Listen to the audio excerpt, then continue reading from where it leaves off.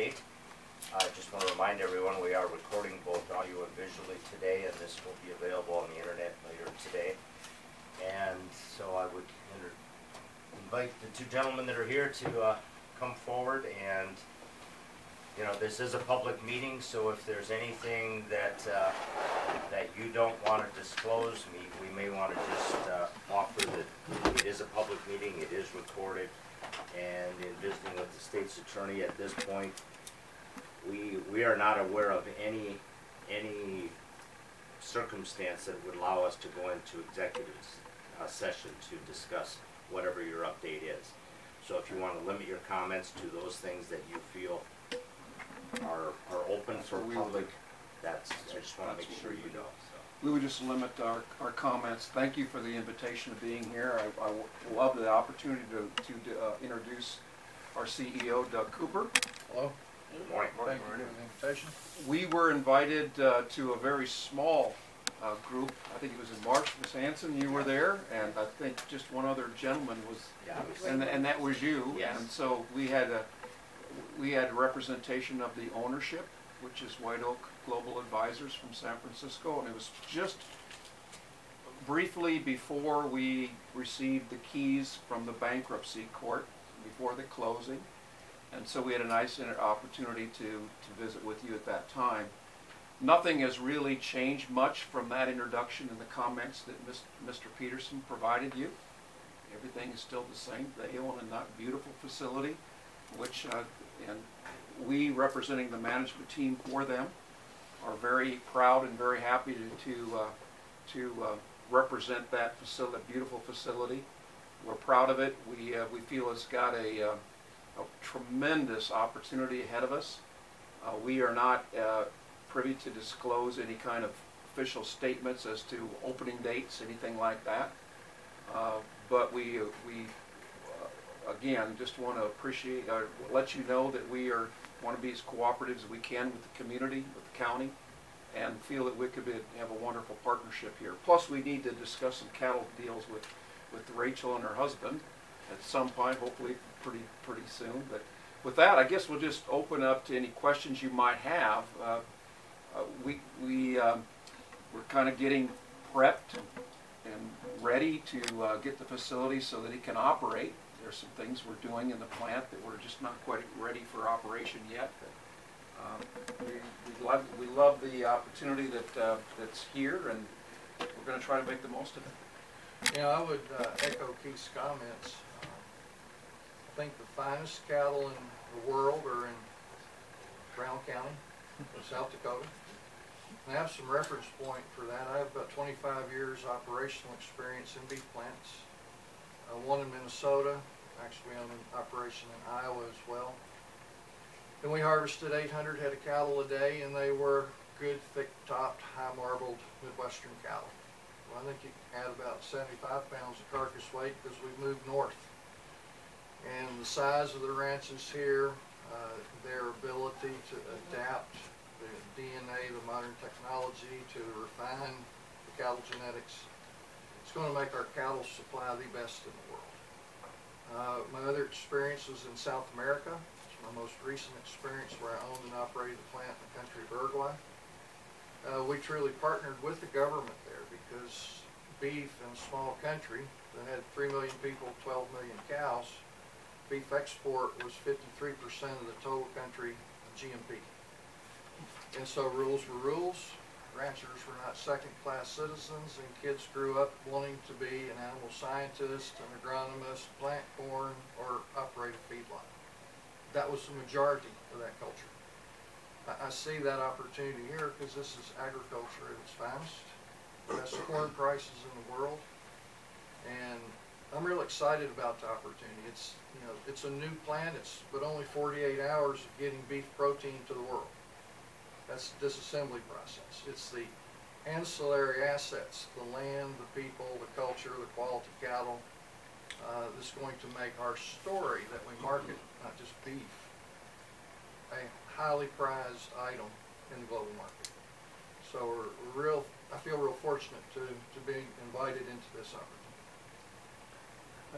The setup of the plant, was it get ready to butcher whatever, was it set up properly, or do you have to make a lot of changes? You gonna have to make a lot of changes, or was No, everything? it was set up properly. It was Pretty good. USDA inspected, and, you know, to be candid about it, the minimal changes we're making are changes specific to the markets that we plan to approach.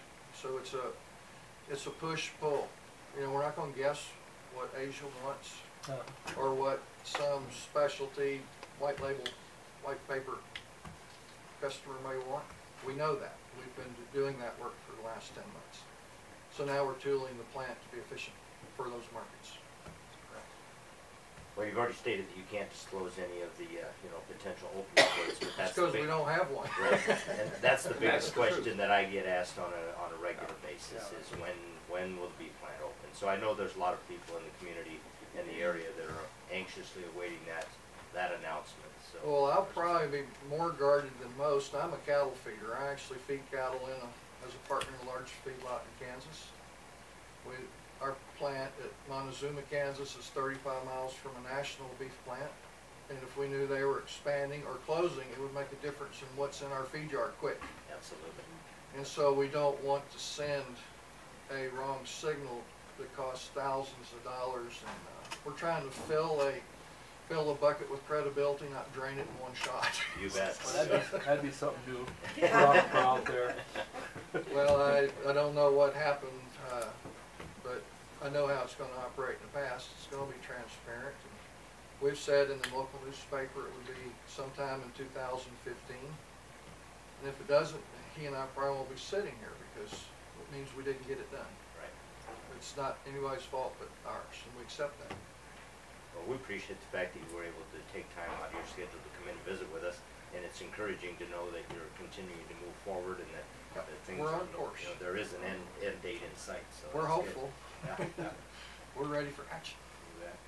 Your Any beef that'll be processed here, will that be mostly exported to other countries? Is that kind of a target It's area? going to have an export culture, and Keith, don't let jump in here, but yeah, I mean there's margin to be made globally, specifically Asia, with the quality of cattle. And quality, as their definition is marble and under 30 months of age. Which, as you would expect, fits this environment that we have here very nicely. Very nicely. I But believe- Canada and Mexico are both export markets, and it's a shorter boat ride to Canada than it is to Tokyo. About 10.5 cents a pound less. I know the plant was originally built for about a 1,500 a day capacity. Is that still an accurate number in your? Yes. That's what the engineer plate says. Good. Yeah. Okay. Any other questions, Rachel? I think you've got a number of folks ready for the call. You know, we do taxes, both Nancy and I do, and I can't speak for Nancy, but a lot of folks come in and say, I used to work for the beef plant, and now they found other work around the community. Yep. But they're hopeful and anxious and ready for the call from you folks when that Well, date that's does good come news. that they want to come back to work for you. So That's good. We don't have a lot of employees, but the ones that we have, we've been bringing a few on every time, but they all say the same thing, that they have others that are approaching them, and when are you ready to hire? We can't wait for that day too. We really can't. We know that the work ethic is here. We know the quality of people are here.